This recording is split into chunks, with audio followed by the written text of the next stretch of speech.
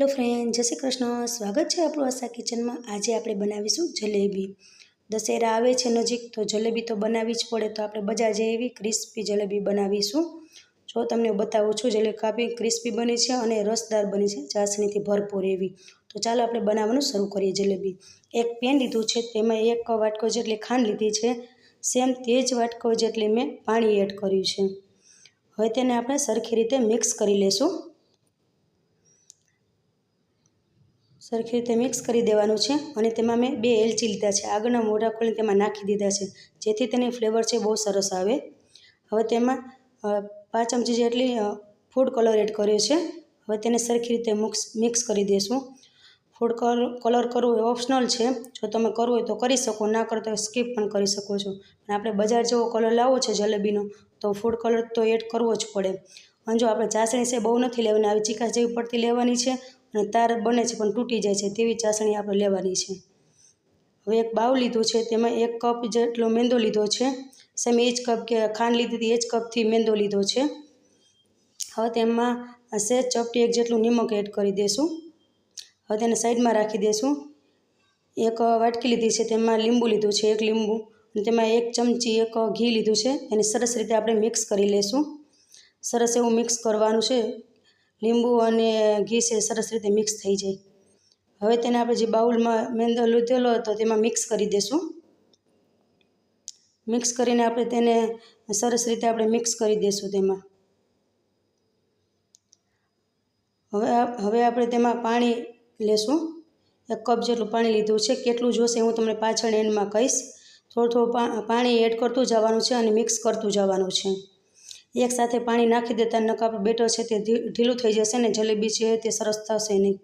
થોડું નાખતું જવાનું છે અને મિક્સ કરતું જવાનું છે.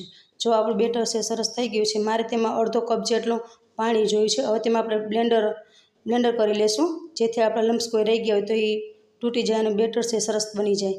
જો આપણું બેટર છે આવું બન્યું છે, તેમાં ઈનો લેશું અડધી ચમચી. જે ઈનોનું પેકેટ આવે છે તે મેં અડધું એડ કરી દીધું છે. તેમાં તેને સરસ રીતે આપણે મિક્સ કરી લેશું. આવું કન્સિસ્ટન્સી જોઈએ, બેટર આપણું રીંગ બની જાય તેવું. હવે 1 ગ્લાસ લીધો છે મેં, તેમાં 1 કોથળી લીધી છે. મેં જેપટોલ બગ લીધી છે, જે આપણે કેરીમાં યુઝ કરીએ છીએ તે ફ્રોઝન માટે. તમે પોલિથીન પણ લઈ શકો છો, દૂધની કોથળી પણ લઈ શકો છો, મીઠાની કોથળી, ગમે તે પણ કોથળી ચાલે તામાં. હવે તેમાં આપણે બેટર એડ કરી દઈશું.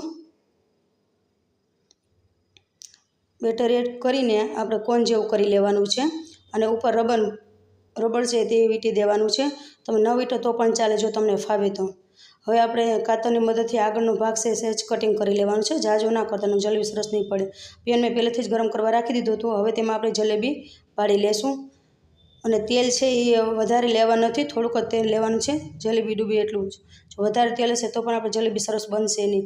અને જલેબી છે આપણે આવી રીતે ગોળ ગોળ શેપમાં કરવાની છે.